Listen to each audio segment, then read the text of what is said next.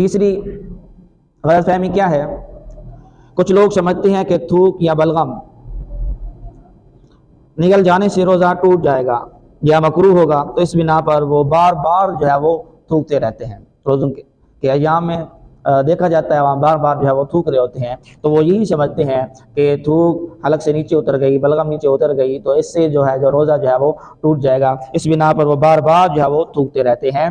तो असल दुरुस्त मसाला क्या है कि थूक और बलगम जब तक मुंह के अंदर है तो उसको निगलने से रोज़ा जो है वो नहीं टूटेगा। हाँ, मुंह से बाहर मसलन के हथेली पर निकाल कर दोबारा फिर उसको मुंह में लेके जाए और रोज़ा हो तो फिर जो है वो रोज़ा टूट जाएगा। लेकिन आम तौर पर एक समझदार मुसलमान इस तरह जो है वो नहीं करता कि थूक को बाहर निकाले और फिर उसको अंदर लेकर जाए। तो बहरहाल असल मसला क्या है कि जब तक थूक और बलगम मुंह के